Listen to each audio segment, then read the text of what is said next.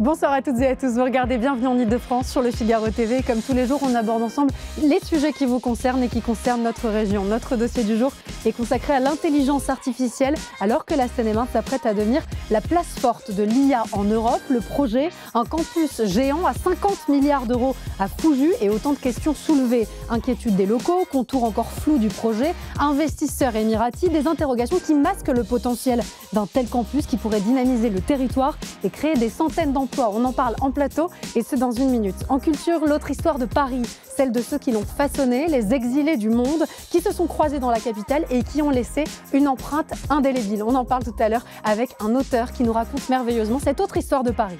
De la conso et ce sujet qui vous concerne, qui concerne votre santé et qui nous inquiète de plus en plus à raison, c'est la présence des polluants éternels dans l'eau du robinet. Paris est en première ligne avec cette présence massive de ces fameux PFAS. On vous informe bien sûr en fin d'émission.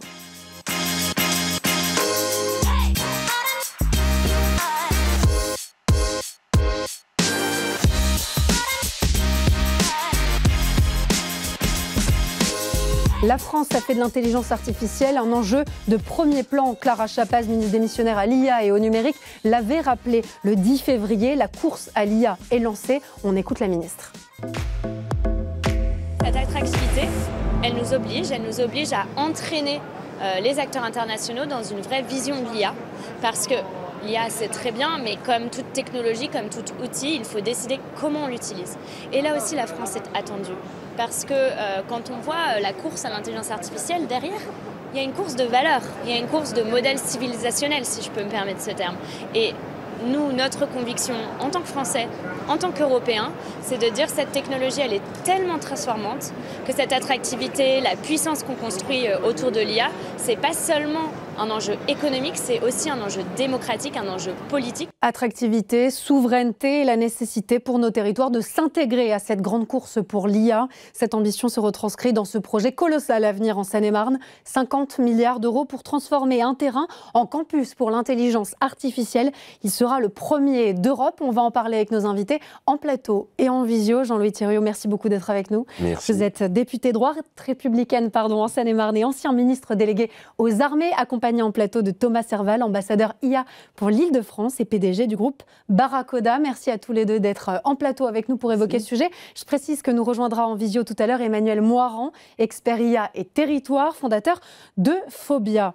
Ce projet qui a ce doux nom de campus IA, qui revêt pour le commun des mortels de réalités diverses, il y a quelque chose d'un peu vaporeux quand on parle d'intelligence artificielle, d'inquiétant. Parfois, il est important toujours de démystifier l'IA. Qu'est-ce qui va effectivement se tenir, se passer dans ce campus IA, Jean-Louis Thiriot ? Ce qui va se passer, je n'ai pas tous les détails du projet, mais c'est d'avoir des data centers extrêmement importants, des centres de calcul accélérés et un campus avec des partenariats qui ont été signés, notamment avec l'école polytechnique. Donc ça va être vraiment data, calcul et formation. Moi, ce que je veux vraiment dire, c'est que pour un territoire comme le nôtre, comme la Seine-et-Marne, ça change évidemment complètement de dimension. Il faut tout de suite le dire à nos téléspectateurs, ce campus qui sera installé à Fouju, donc pas très loin de Melun, ne correspond absolument pas à une consommation supplémentaire de terres agricoles. C'était des terrains qui étaient dédiés à la logistique dans le schéma régional d'aménagement. Donc on ne transforme pas des terres agricoles en... Le schéma départemental d'Île-de-France prévoyait la transformation logistique. Le gain de ce projet, c'est qu'on passe de la logistique à quelque chose qui crée de la valeur et sans la nuisance que représentent évidemment tous les camions de la logistique. Alors vous avez utilisé, malgré votre effort de pédagogie, des termes que le commun des mortels connaît peu, méconnaît, mais comprend. Je pense à ces termes quand on parle de data center, quand on parle de stock de données, quand on parle de puissance de calcul. Il faut démystifier l'IA, ça veut dire quoi en d'autres termes ? Alors l'IA, c'est de l'intelligence artificielle. Donc en fait, c'est de la programmation, c'est-à-dire quelque part, c'est des programmes informatiques. Pour ceux qui ont fait dans le temps, ça ressemble plus d'ailleurs à des statistiques qu'à des programmes informatiques classiques. C'est-à-dire quelque part, on a trouvé différentes manières depuis 50 ans, parce que ce n'est pas nouveau l'IA, on a trouvé différentes manières depuis 50 ans de simuler l'intelligence humaine. Ça a commencé historiquement par ce qu'on appelait des systèmes experts. C'est-à-dire, quelque part, si on dit ça, alors il va se passer ça. Et donc, quand vous posez une question, la machine peut répondre intelligemment en vous faisant un arbre de décision, en disant s'il y a ça, etc. Ça, c'était l'IA d'il y a 50 ans. Il y a 30 ans, on a réussi à faire, 30-40 ans, de l'IA prédictive. Grosso modo, s'il y a 2, 3, 5, qu'est-ce qu'elle est le nombre après, la machine arrivait à deviner assez facilement que c'était 7. Et ça, c'est de l'IA prédictive sur laquelle la plupart des entreprises fonctionnent déjà, puisqu'elles prévoient leurs ventes, on prévoit le cours des actions. Et puis, la révolution de 2021-2022, avec l'arrivée d'OpenAI et ce qu'on appelait l'IA générative. Là, pour la première fois, l'IA est passée à un peu dépasser une partie de ce que pensait faire son créateur, puisqu'elle a été capable d'inventer des choses nouvelles. Je crois que c'est ça qui fait peur à tous ceux qui nous écoutent. C'est finalement l'IA qui a un potentiel de création. Exactement. Alors, ça fait peur? Non, parce que, en fait, ça fait peur quand on ne connaît pas. Quand on connaît, en fait, on se rend compte que, effectivement, ça a des choses absolument magiques. C'est-à-dire, quelque part, tout d'un coup, on pensait qu'il y avait des choses qui étaient réservées à l'être humain. La parole, il n'y avait qu'un homme qui pouvait parler. Et l'intelligence était liée à la parole. En fait, maintenant, on a des machines qui parlent, et qui parlent aussi bien, voire mieux que des hommes, qui écrivent avec ce qu'on appelle les large language models, les grands modèles de langage. C'est le fameux OpenAI, que vous avez peut-être entendu, ou d'autres mots. Mais je constate que malgré vos efforts également pour nous transmettre un certain nombre d'informations, ça reste tout aussi obscur. Ce qui va se passer à l'intérieur, par exemple, de ce campus. On va avoir donc du stockage de données, c'est ce que vous nous expliquiez tout à l'heure, finalement un potentiel technique, un potentiel technologique pour soutenir ces innovations? Alors, je ne suis pas un spécialiste, donc je pense que mon interlocuteur expliquera mieux ce qu'est un data center et ce que sont les centres de calcul. Ce qu'il faut quand même préciser avant de vous repasser la parole, c'est que de toute façon, la valeur de l'intelligence artificielle générative, c'est d'avoir de la data et de la data à traiter. Donc forcément, les deux fonctionnent ensemble, des stocks de données et des centres de calcul. Je vous repasse la parole pour l'explication plus pédagogique. En fait, faire de l'IA générative, donc ces fameuses intelligences artificielles qui ont fleuri, c'est comme une recette de cuisine, il faut 3 choses. La première des choses, il faut des algorithmes. Là, la France est parmi les meilleurs au monde. On a ce qu'on appelle l'équivalent des prix Nobel, des gens comme Yann Lequin, et dans toutes les grandes multinationales américaines, c'est même des Français qui mènent la danse. Ça, c'est plutôt une bonne nouvelle. On parlait de souveraineté tout à l'heure. Absolument. C'est important d'avoir des talents qui nous sont même chippés à l'étranger. Alors, c'est important, il faut qu'ils reviennent en France. Il faut surtout qu'ils ne soient pas chippés à l'étranger et qu'on les récupère. Ah bah justement, donc, on il ne faut pas faire de taxe Zuckman. Ça, c'était pour l'anecdote. Donc ça, c'est la première partie, et là, on est très fort. La deuxième partie, pour faire de la bonne IA, encore une fois, c'est une recette de cuisine, il faut de la donnée. Ça, c'est comme l'équivalent de l'eau pour faire tourner un moulin. S'il n'y a pas de données, il n'y a pas d'IA.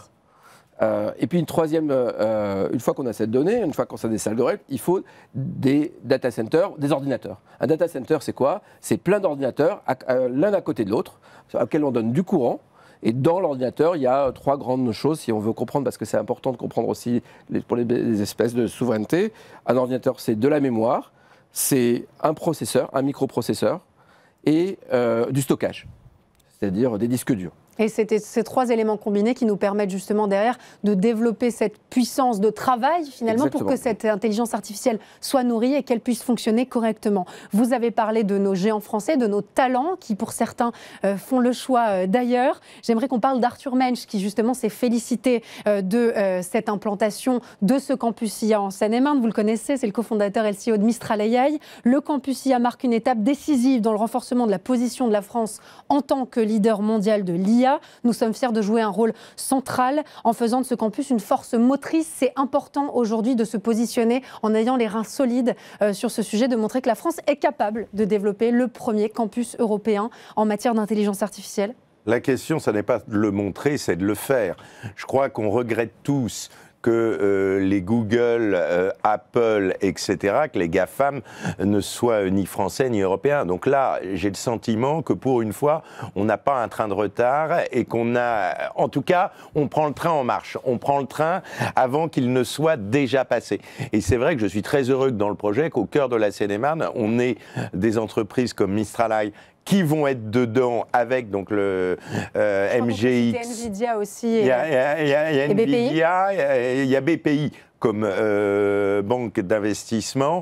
Il y a MGX, donc les Qataris, et il y a Mistral AI.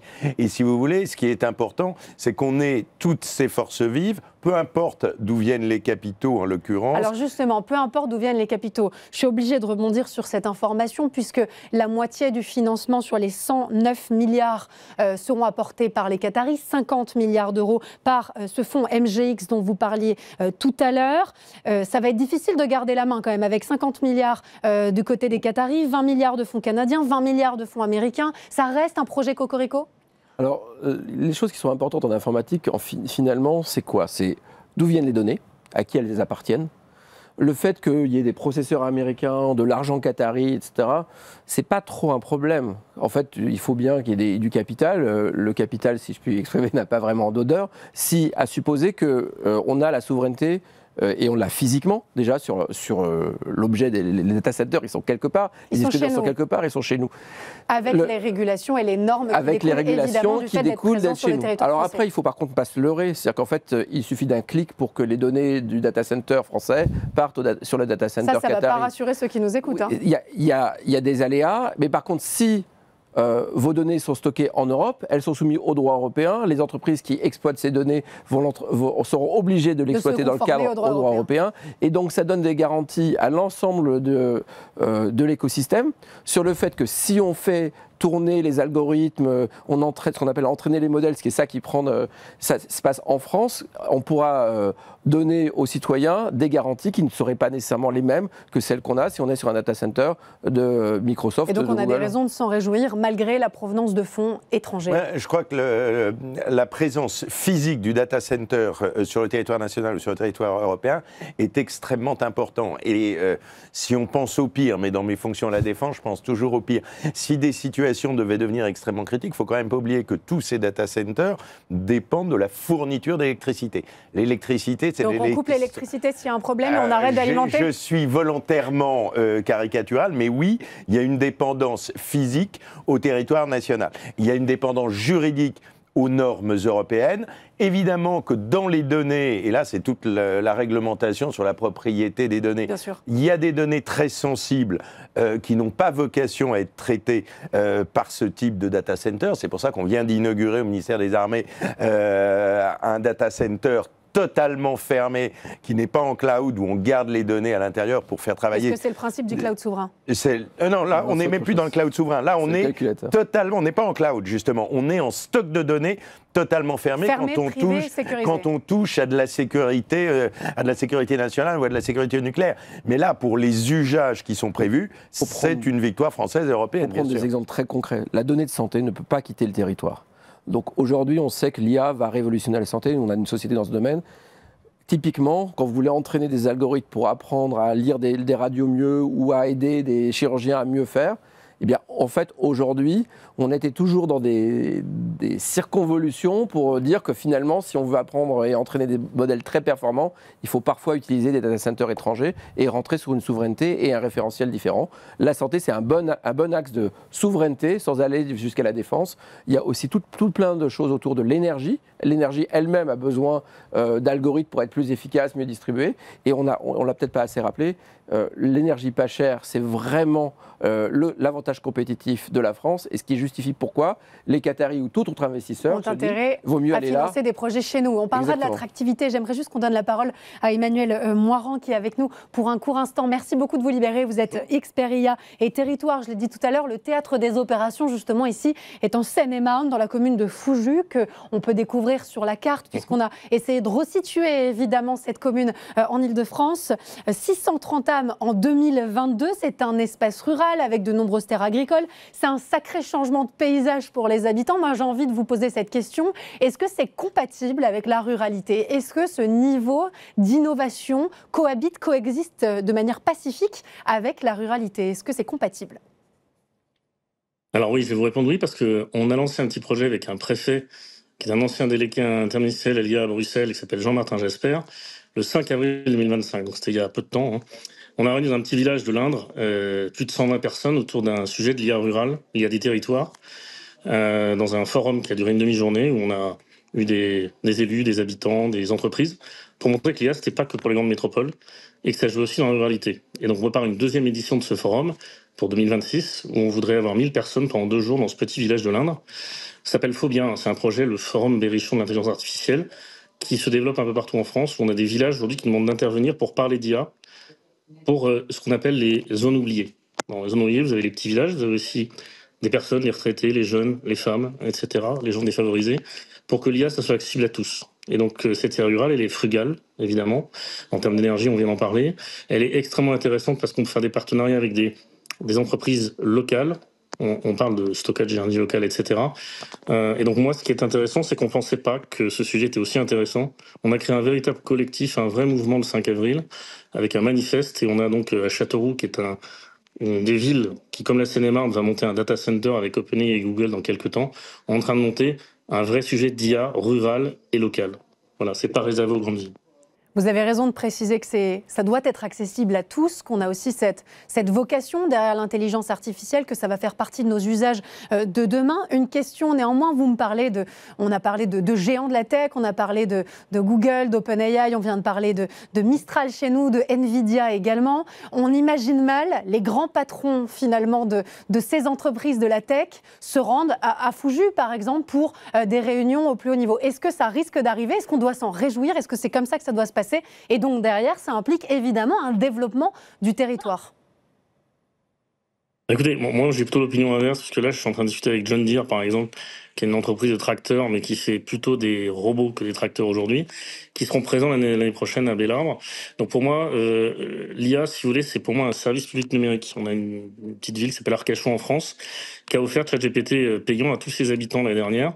Il y a des pays entiers qui aujourd'hui considèrent que c'est un service public numérique citoyen. Et donc les citoyens, ils sont aussi dans les petits villages, dans les zones rurales. Et donc c'est là où, à mon avis, les progrès peuvent être faits le plus vite. Donc oui, je crois que les grands patrons de la tech viendront un jour à Bellarbre et viendront un jour en Seine-et-Marne pour travailler leur sujet. Et on sera prêt à les accueillir. J'imagine qu'il y a des aménagements logistiques qui vont être proposés, notamment en termes de transport. L'idée, c'est de relier au maximum, j'imagine, ce campus. Oui, déjà, ils sont très bien desservis. C'est une des raisons pour lesquelles on s'est battu pour l'avoir là. Moi, ça a été, pendant les 3 mois où j'ai été ministre, où vraiment la bataille, c'était parce qu'il y avait 2 ou 3 terrains qui pouvaient être en cause. On a l'autoroute A5, donc on peut y aller en voiture. On a Melun-Villaroche, pour les patrons de la tech qui voudront venir avec leurs avions. On a évidemment le train à Melun. Mais l'objectif de ces infrastructures, c'est pas d'avoir les grands patrons de la tech. L'objectif, c'est vraiment d'avoir le support et la puissance de calcul qui soit là. Ce qui importe, c'est de pouvoir avoir un écosystème, et je pense au campus du numérique, qui permettent de travailler sur les cas d'usage et qui permettent de travailler sur les applicatifs. Parce que l'IA, c'est un terme générique. La question, c'est une fois qu'on a de l'IA, qu'est-ce qu'on en fait ?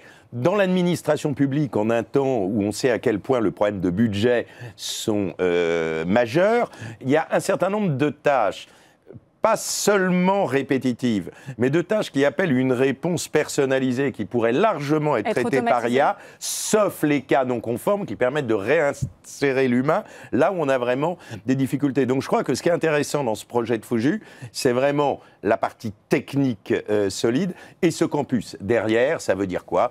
Ça veut dire effectivement qu'on construit un rond-point, qu'on a une route qui va desservir directement et que je pense que tout l'écosystème des petites communes à côté, pendant le chantier de construction, ça va durer pour la première tranche devrait ouvrir en 2029, évidemment le chantier de construction, et ensuite c'est une population de techniciens, d'ingénieurs de bon niveau qui vont travailler là avec toute la sous-traitance. Donc je crois que ça fait un vrai changement. Ça fait un vrai changement de dimension pour l'intercommunalité, pour tous les commerces, pour les petites entreprises du coin. Et je vais vous dire, à ma grande surprise, quand généralement il y a de l'innovation, la peur du changement s'agrogne. À ce stade, on est évidemment au tout début, mais je n'ai quasiment eu aucune opposition. Il y a la commission du débat public qui a été saisie, qui va commencer des auditions. Très franchement, c'est très bien accueilli, d'autant que les gens étaient très préoccupés d'un site logistique qui devait arriver. Donc tout d'un coup, c'est beaucoup, beaucoup mieux. Bon, on sait qu'il y aura des discussions autour de la modification du plan local d'urbanisme, ce fameux PLU. On doit s'attendre évidemment à des recours de certains habitants. Des inquiétudes aussi sur la puissance. Vous avez parlé de la puissance espérée justement d'un tel projet. On sait que la capacité pourrait s'approcher de celle d'un réacteur nucléaire, par exemple celui de Flamanville, pour dresser une comparaison. Et ça fait peur. Est-ce que ça a des raisons de faire peur? Est-ce qu'il y a des nuisances réelles qui peuvent en découler? Donc il faut se dire que ce que fait le gouvernement et l'écosystème aujourd'hui, c'est qu'il crée des infrastructures. Au même titre qu'on a mis de la fibre partout en France, qu'on a mis de l'électricité partout en France, là on met de la puissance de calcul quelque part en France, et le fait que le pays maintenant soit fibré permet de distribuer cette puissance de calcul partout sur le territoire. Donc déjà pour les 4 prochaines années, vous avez du business dans le BTP, dans la construction, et vous allez avoir du business. Donc là, on est sur la partie en amont, la partie chantier-construction. Chantier-construction. Après, il faut, pour faire fonctionner un campus de cette taille, du courant. La puissance française disponible avec les réacteurs dont on dispose est suffisante pour alimenter ça. C'est pour ça qu'on l'a mis là. Parce qu'on avait effectivement ce qu'on appelle le grid. On a des lignes à très haute tension qui sont juste au-dessus. Qui alimentent Paris. Et donc, le positionnement du campus ici, c'est justement parce que c'est l'endroit où il y a le moins de travaux marginaux à faire que pour ce projet. Et donc, quelque part, c'est le meilleur endroit, et c'est comme ça que la décision a été prise pour des raisons d'économie. Vous n'avez pas répondu sur les nuisances. Donc les nuisances, en fait, ça dépend ce que vous appelez des nuisances. Vous avez Bon, dans la partie des travaux, on imagine ce que peut être un chantier. Il y aura des nuisances liées à la construction de ce campus. Mais une fois que c'est un campus, je vais vous dire un truc, les ingénieurs en IA, ils sont extrêmement sollicités. Et donc si vous voulez les garder, vous avez intérêt à créer un cadre de vie qui est exceptionnel.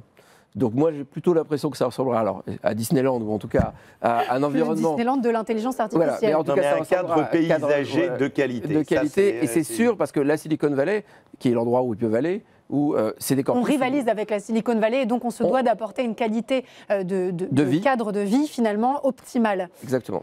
Une question avant de vous quitter, Emmanuel Moirand, puisque vous devez filer. Est-ce qu'il faut néanmoins faire de la pédagogie auprès des habitants, faire très attention quand on mène un projet comme celui-ci, à faire un certain nombre de pédagogie, à donner de l'information à ceux qui vont en être voisins? Alors, je vais être transparent avec vous. La pédagogie, elle passera d'abord par les élus. Moi, j'ai formé pendant 2 ans à Bruxelles des députés européens à l'utilisation de l'IA, des députés français. Je serais très heureux de reprendre la main avec monsieur le député pour lui dire que c'est les élus nationaux et locaux qui maintenant doivent être formés. Moi, j'ai formé des secrétaires de mairie, j'ai formé effectivement des conseillers régionaux.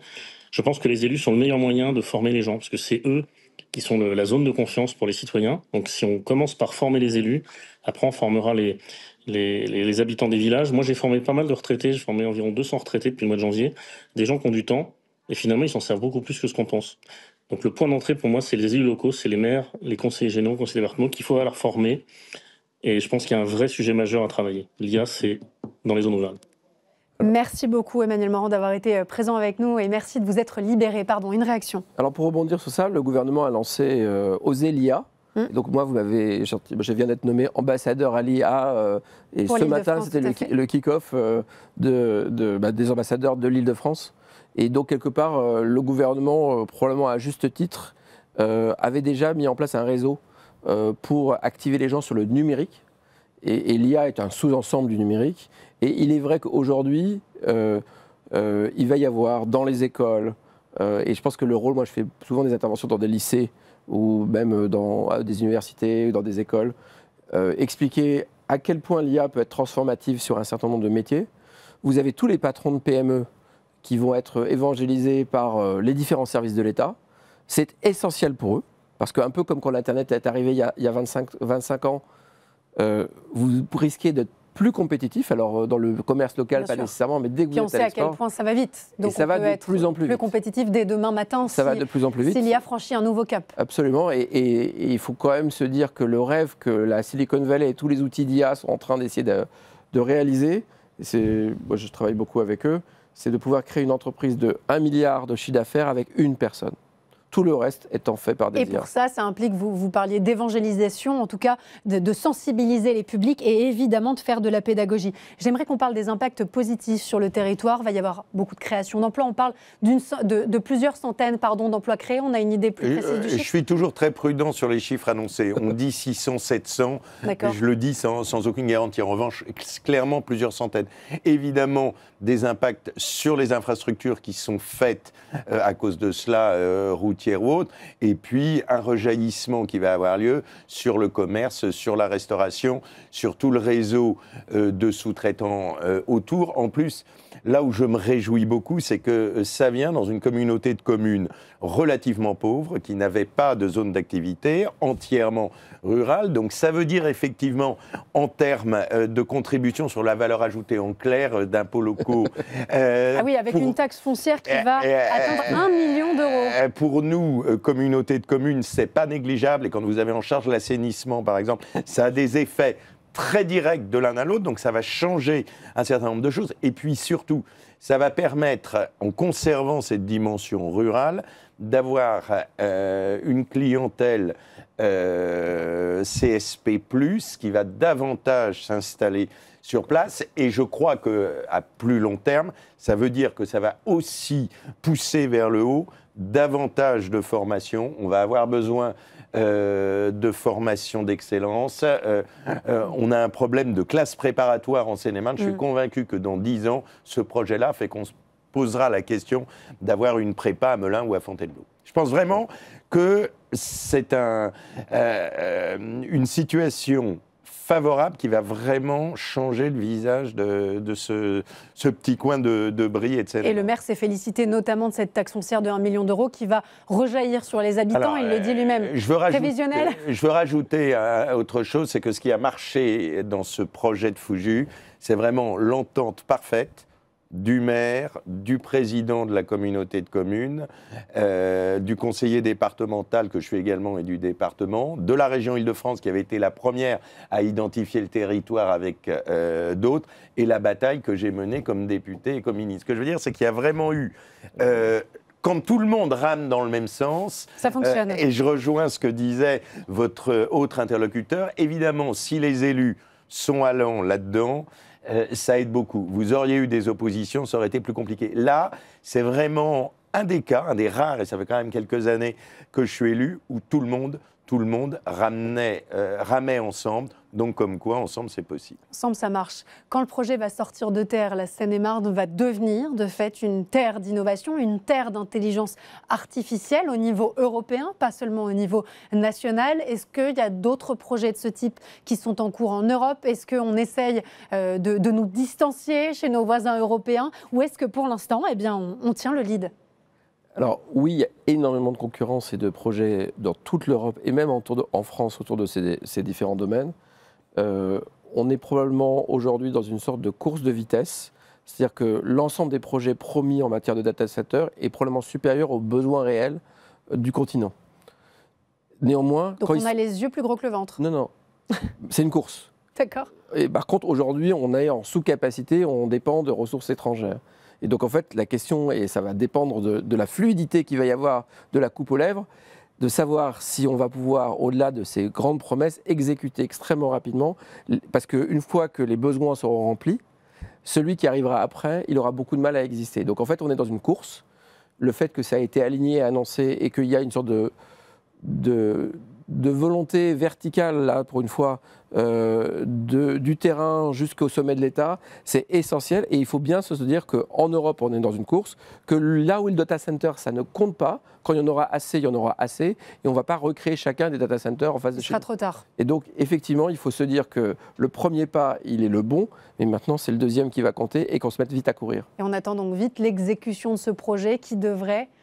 Normalement, première tranche opérationnelle 2029, je peux vous dire que j'étais à une réunion en préfecture hier. C'est des travaux, la volonté attention, on se méfie, de tous les acteurs d'aller très très vite, de faire toutes les études en même temps, notamment les études environnementales, d'avoir le chemin accéléré des procédures. Enfin, tout le monde est autour de la table. La volonté politique est là. La volonté politique est là, la volonté des acteurs économiques est là et la volonté des acteurs territoriaux sont là. Je finis quand même, pour qu'on soit tout à fait honnête sur la Seine-et-Marne, c'est qu'il y a ce projet de Fouju, mais il y a aussi un autre grand projet d'IA à Montreux, en Seine-et-Marne, où il y a aussi des annonces qui ont été faites. Donc il va y avoir... Donc j'avais raison de parler de terre d'intelligence artificielle en parlant Absolument. de la Seine-et-Marne. Merci beaucoup, messieurs. Merci d'avoir été présents sur ce sujet. Merci de nous avoir aidés à mieux comprendre les tenants et les aboutissants de ce campus européen, le premier d'Europe, qui se construit en Seine-et-Marne. Un grand merci. On passe tout de suite à l'entretien culture. Merci à vous.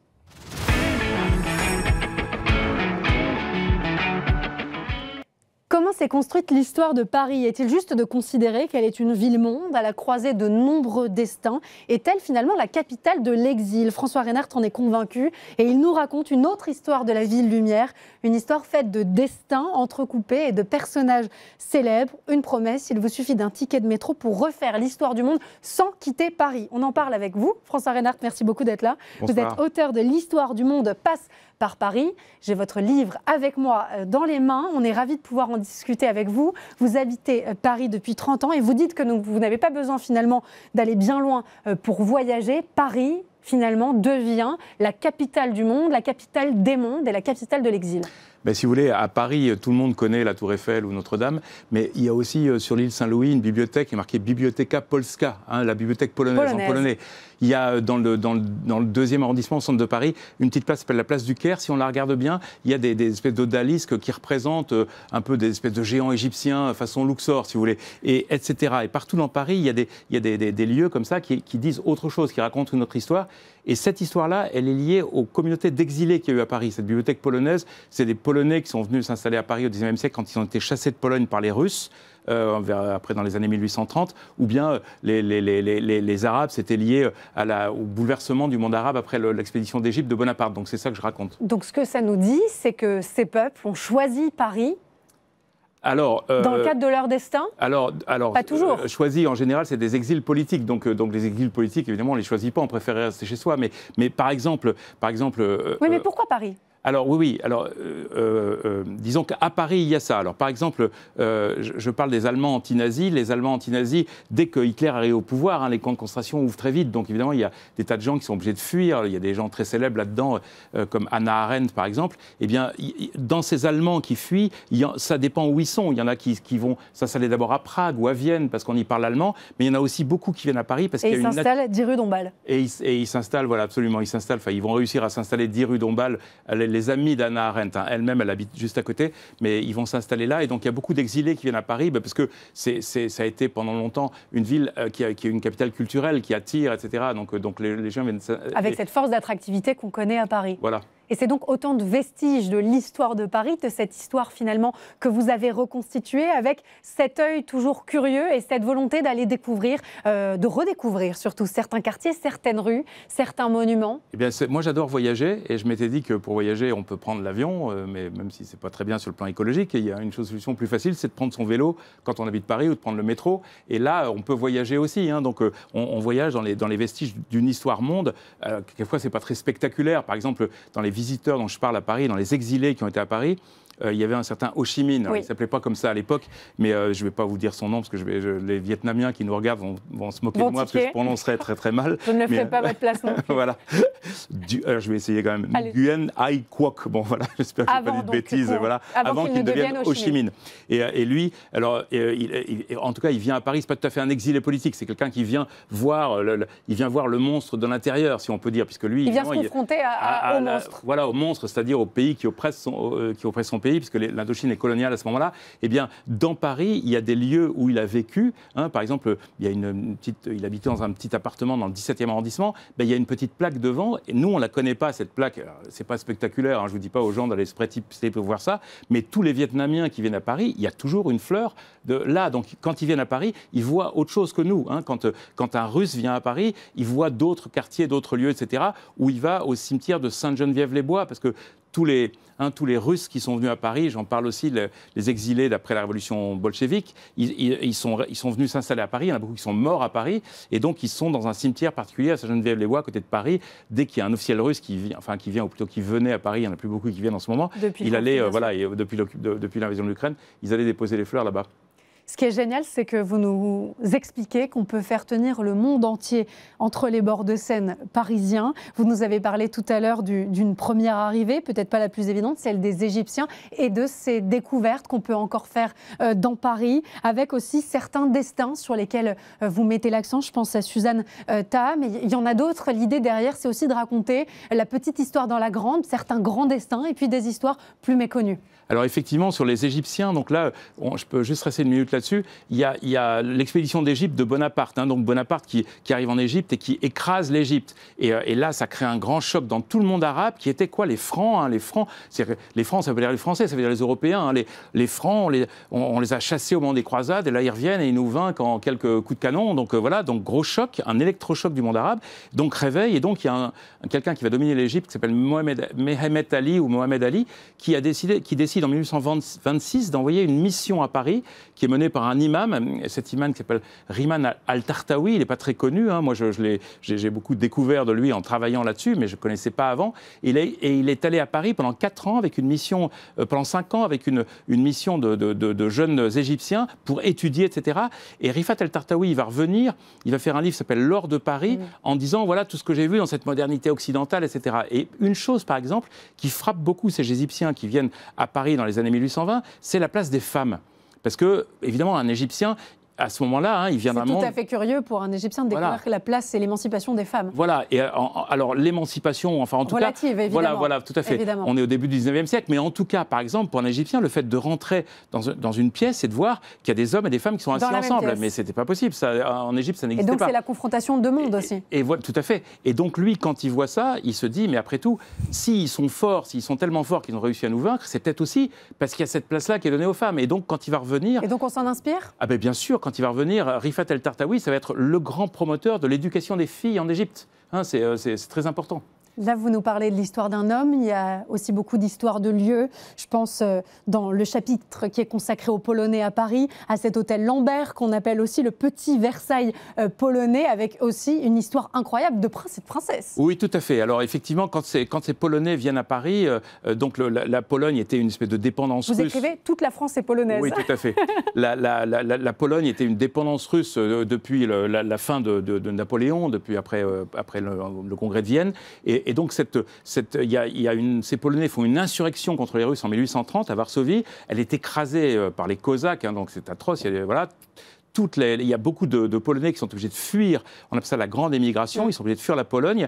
Et il y en a beaucoup qui se réfugient à Paris. Et effectivement, ils sont dirigés par un prince qui s'appelle Czartoryski. Alors là aussi, je parle pour les accents.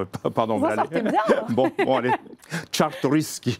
J'ai demandé à des copains polonais, dites-moi, parce que je fais de la télé. Il faut pas que je sortez très bien. Voilà. Et donc, ce prince Czartoryski, on l'appelle le roi sans couronne. C'est celui qui doit être le roi de Pologne le jour où les Polonais réussiront à reprendre leur pays. Alors, effectivement, ils sont très bien accueillis par les Français. Hein. C'est Lafayette qui dit toute la France est polonaise, parce que les Polonais sont très populaires, on déteste les Russes, etc. Un petit peu comme aujourd'hui finalement, parce qu'ils ont écrasé un peuple libre. Hein. C'est ce qui se passe aujourd'hui.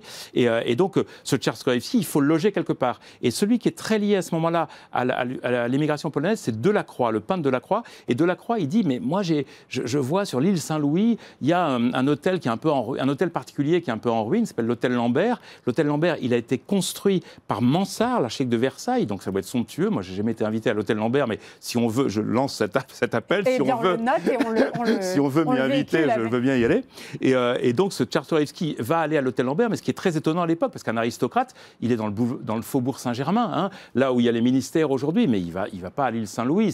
C'est quasi la banlieue au début du XIXe siècle. Et donc il va s'installer là. C'est difficile à imaginer aujourd'hui. Oui, tout à fait. Vu les tarifs pratiqués à l'île Saint-Louis, ça c'est sûr. Là encore, ça nous replonge dans une autre page de l'histoire de Paris. Absolument. Et donc il va s'installer dans cet hôtel Lambert, dont il va venir le centre politique de la Pologne en exil. Autre fait plus connu, sûrement la présence russe à Paris, que l'on mesure aussi peut-être plus facilement à cause de l'actualité et de la géopolitique que l'on connaît bien. L'église russe Saint-Nicolas de Thaumaturge, la cathédrale Alexandre Nevski, le conservatoire Rachmaninov, évidemment, dont on a déjà parlé dans l'émission, mais aussi ces cabarets russes. Et je pense qu'on peut parler aussi de cette manière de faire la fête, de célébrer, qui est présente dans votre manière de décrire Paris. C'est vrai aussi dans ce que vous quand vous parlez du tumulte noir, avec la figure incontournable de Joséphine Baker qui est complètement adulée à l'époque, que ce soit par Colette, par Cocteau. C'est vrai aussi pour ce qu'on appelait le bal des nègres. Racontez-nous finalement comment cette ambiance finalement retranscrit, rejaillit sur Paris. Alors donc là il y a deux choses. Hein. Tout à fait différentes. Je relis ça sur comment fait-on la fête finalement et comment apprend-on à faire la fête. Alors là il y a parce que dans le livre il y a des étapes qui correspondent à diverses l'étape des Polonais, des Russes, des Allemands, etc. Voilà, et des exils différents. Et donc là on va parler des Noirs américains. Alors les Noirs américains, il y en a beaucoup qui vont donc là ils sont en exil relativement, mais en tout cas disons qu'il y en a beaucoup qui viennent pendant la guerre de 14, parce qu'ils sont dans l'armée américaine, où ils n'ont pas le droit de combattre, parce que c'est une armée de ségrégation, donc les Noirs ont été privés de fusils, hein, les Blancs ne voulaient pas que les Noirs soient armés, et là, ils découvrent un pays dans lequel ça n'existe pas. Ils découvrent Paris, une capitale dans laquelle il n'y a pas de ségrégation. Alors par exemple, il y a une chose qui est évidemment très très importante quand on a 20 ou 25 ans, qui est que ces Noirs américains, ils arrivent et ils s'aperçoivent qu'on peut faire la cour ou draguer hein, une fille blanche et on ne finit pas pendu. La plupart des lynchages, c'était ça aux États-Unis. Et donc là, c'est extraordinaire. Et même, on peut prendre un verre avec elle dans un café, on peut l'emmener à l'hôtel après, et l'hôtelier ne dit rien, il vous paye la chambre et vous allez avec la fille dans la chambre. Donc c'est extraordinaire et il y a un sentiment de liberté, etc., qui va attirer beaucoup de Noirs américains à Paris et qui sont à ce moment-là liés à la fête, le monde du jazz. La plus célèbre, c'est Joséphine Baker, vous en avez parlé, hein, qui arrive pour faire une revue à Paris en 1925. Et qui connaît un succès phénoménal. Phénoménal, mais il y en a plein d'autres. Et là, je voulais raconter cette chose-là, l'Amérique noire à Paris, parce que nous, quand on parle des années folles à Paris, évidemment, on connaît tous Fitzgerald, Hemingway, etc. On en a une idée un petit peu stéréotypée, peut-être. Stéréotypée et blanche, hein, disons-le. Tout à fait. Et là, il y a aussi des Noirs. Par exemple, Hemingway, Fitzgerald, ils allaient dans un de ces cabarets de Pigalle qui s'appelait Le Grand-Duc, qui était très célèbre à l'époque. Et le type qui ne remarquait même pas, le type qui lavait les assiettes et qui lavait les tables, qu'on appelle le busboy, hein, celui qui nettoie la table, il s'appelait à un moment Langston Hughes. Et Langston Hughes, peut-être que les gens ne le connaissent pas, mais aux États-Unis, il est considéré comme un des plus grands poètes du XXe siècle. Et c'est à Paris qu'il était, etc. Voilà, je trouve ça fabuleux de raconter ça. C'est des histoires absolument géniales et qui sont extrêmement riches et à chaque fois qui nous racontent une page de certains pays, évidemment, une page du monde et une page de l'histoire à Paris. Parfois, elles se confrontent, c'est le cas pendant cette terrible Seconde Guerre mondiale. Et bien sûr, ça dit quelque chose aussi de cette amitié, inimitié entre Paris et l'Allemagne. Je pense à ces lieux qui ont tristement marqué l'histoire, évidemment, que vous citez, le Veldiv, l'hôtel Lutetia, qui a accueilli évidemment les réfugiés de retour des camps. Vous avez tout à fait raison, mais là ce que je rappelle pour l'hôtel Lutetia, donc désormais un palace absolument magnifique, et alors l'hôtel Lutetia, dans la tête, moi je suis spécialiste d'histoire, donc je voyais bien, il était marqué par deux choses particulières à la Seconde Guerre mondiale, qui était l'hôtel Lutetia, c'est là où il y avait les services de renseignement allemands des occupants allemands, hein, entre 40 et 44, et puis ensuite, effectivement, peut-être pour se racheter, c'est là où on a organisé le retour des déportés. Donc c'est des histoires aussi qui sont contrastées. Mais on a oublié une autre histoire qui se passe avant, et qui est très importante aussi. Il y avait, à partir de 1933, il y a beaucoup des émigrés anti-nazis qui étaient en France. Hein, je vous ai parlé d'Hannah Arendt, mais il y en a plein d'autres. Et ceux-là, là-dedans, il y a des communistes, des socialistes et des libéraux, disons, et ils vont décider, en 1936, de créer une espèce de front populaire, comme il y a le Front populaire en France, c'est-à-dire un front anti-nazi à ce moment-là, et ils vont le faire au Lutetia. Donc c'est là où ça se passe. C'est une troisième histoire du Lutetia qu'en général, on ne connaissait pas du tout. Et que je ne connaissais pas non plus, et que je suis absolument ravie d'avoir découvert grâce à vous. Et c'est vrai que quand on passe devant ces lieux emblématiques de la capitale, maintenant, grâce à vous, on peut se remémorer ces différentes pages de l'histoire. À quoi est-ce que vous nous invitez? À un voyage dans Paris, à une manière de redécouvrir certains quartiers? Oui, bien sûr. Dans mon propos, il y avait beaucoup ça. Moi, je suis un grand amoureux de Paris. J'adore Paris. Je pourrais passer des heures. Enfin, je passe des heures et des jours à marcher dans Paris. J'adore. Et en me récitant des vers de... Mais vous le faites au gré de vos envies et vous tombez sur des mystères. Alors, disons vous cartographiez. Disons que je fais ça depuis que j'habite Paris depuis 30 ans. Hein, comme beaucoup de Parisiens, je suis un provincial, mais j'adore me promener dans Paris, etc. Et je cherche toujours d'autres choses. Et donc là, je me suis dit, pour tous les gens qui aiment Paris, on va leur donner une autre histoire de Paris, voir l'histoire par les yeux des étrangers. Alors, il y a la fête, on en a parlé, Joséphine Baker, etc. Il y a des moments politiques, le Front populaire allemand, je viens d'en parler, mais il y a aussi évidemment des moments sinistres. Hein. Il y a aussi les Russes, quand ils sont arrivés à Paris, il y en a beaucoup qui avaient effectivement les cabarets, etc. Mais il y en a aussi qui vivaient dans une misère absolue. Hein. Vous êtes beaucoup trop jeune, mais dans ma génération, tout le monde se souvient bien du fait qu'on ait vu arriver, grâce à Apostrophe, Bernard Pivot à l'époque, une romancière russe qui s'appelle Nina Berberova, qui est une romancière merveilleuse, formidable, qui était une vieille dame, elle avait 88 ans, je crois, à l'époque, et qui parlait un français magnifique avec l'accent russe. Décidément, les accents aujourd'hui. Oui, c'est mon jour.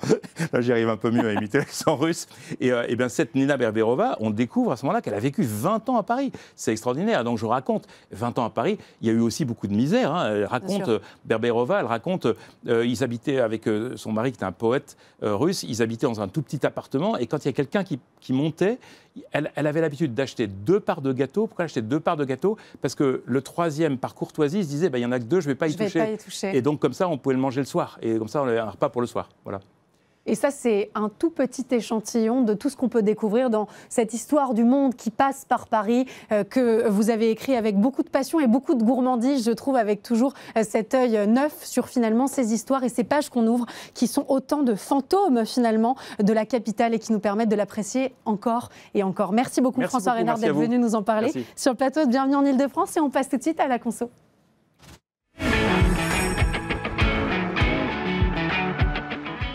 Tous les mardis, on parle de consommation quotidienne et des impacts évidents sur votre santé. Et aujourd'hui, on s'attaque à l'eau du robinet. Vous pourriez avoir du mal à l'imaginer comme intrinsèquement dangereuse pour votre santé. Et pourtant, elle regorge de PFAS, un doux nom pour parler en réalité des polluants éternels, un nom qui fait peur et qu'on va décrypter avec notre expert. Merci beaucoup d'être avec nous, Fabrice Pouliken. Vous êtes journaliste à UFC Que Choisir. On est ravis de vous avoir avec nous. Vous avez mené une étude sur la présence de TFA, de PFAS, je le disais tout à l'heure, dans l'eau du robinet à Paris. On pensait tous que l'eau du robinet à Paris était de bonne qualité. En fait, ce sont deux choses différentes. On peut avoir une eau de relativement bonne qualité et pourtant elle peut regorger de ces polluants éternels. Oui, c'est ça. En fait, je pense, et enfin, on peut même l'affirmer, que la qualité bactériologique de l'eau s'est nettement améliorée depuis ces dernières décennies. En revanche, effectivement, on se focalise et on est capable, grâce au progrès technologique, de s'intéresser à de nouvelles sources de pollution. Elles ne sont pas nouvelles, elles existent depuis longtemps, sauf qu'elles étaient sous les radars et maintenant on commence à les découvrir.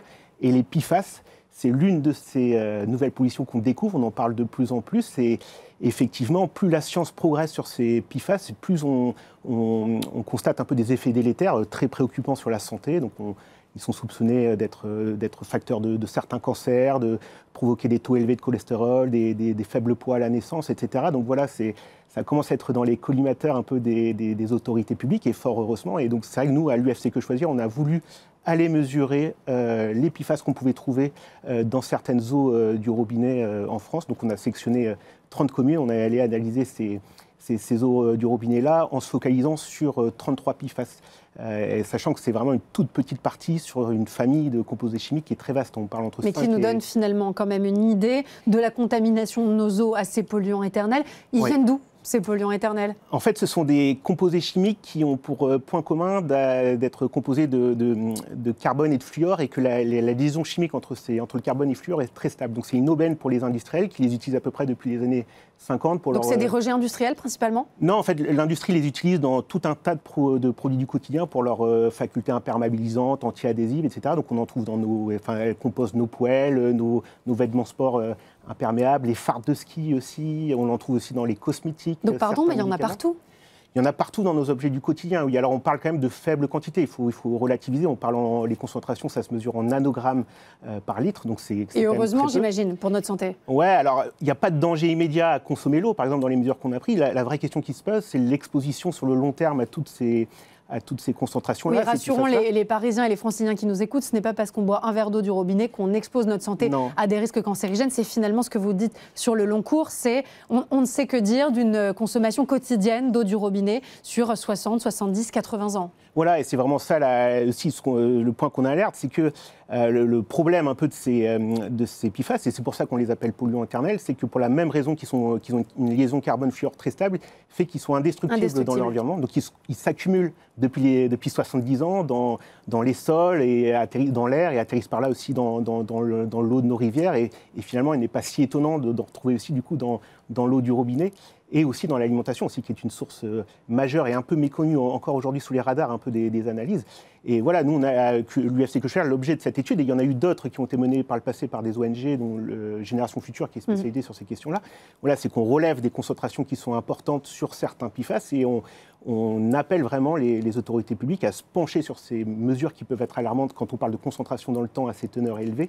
Et voilà, effectivement, il est temps d'agir là-dessus. Qu'est-ce qui est le plus dangereux pour notre santé? C'est de l'ingérer, c'est d'ingérer ces polluants éternels, donc de les boire, de les manger. On imagine, on prend tous une douche quotidienne, donc on en a sur la peau. Vous dites que ça peut être dans nos cosmétiques, ça peut être dans notre alimentation. Qu'est-ce qui aujourd'hui est le plus néfaste? Alors l'impact, l'exposition immédiate à ces PFAS, que ce soit dans l'eau ou dans les PFAS et dans les cosmétiques par exemple, n'est pas en soi si grave que ça, en tout cas dans l'état des connaissances actuelles. Par contre, en fait, on voit que dans certains coins de France, notamment où se trouvent les sites de production de ces PFAS-là, ou les sites industriels qui utilisent ces PFAS, là, on voit quand même des concentrations quand même très importantes, largement au-dessus des seuils réglementaires qui commencent à être élaborés, et dont on se demande d'ailleurs s'ils sont véritablement suffisamment protecteurs. C'était aussi un des objets de notre enquête.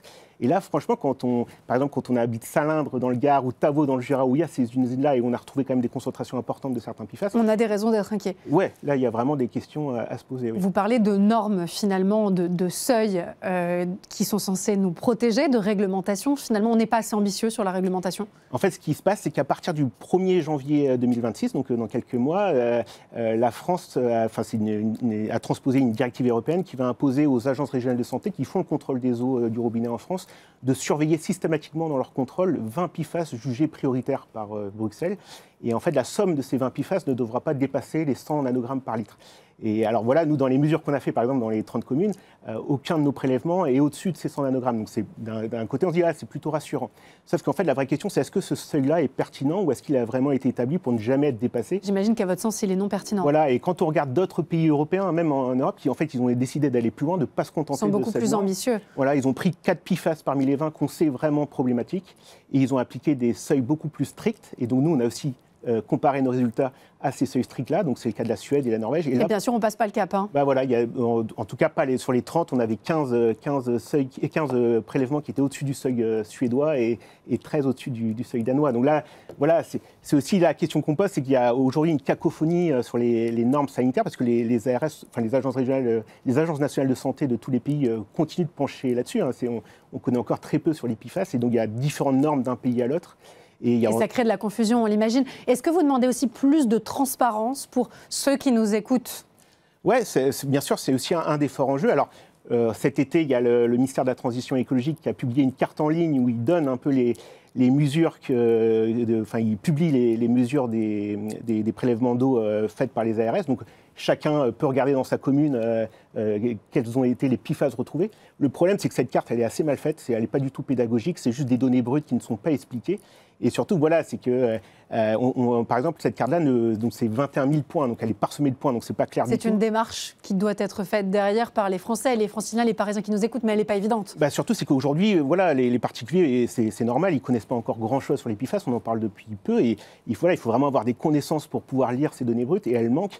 Et surtout, même sur cette carte, il n'y a rien qui permet, ne serait-ce que par un code couleur, d'alerter les points où il y a des dépassements. Donc, ça relève vraiment de la fausse transparence. Donc, malgré cette transparence, on se rend compte que la lisibilité n'est pas là, et donc que les conditions ne sont pas réunies pour bien nous informer.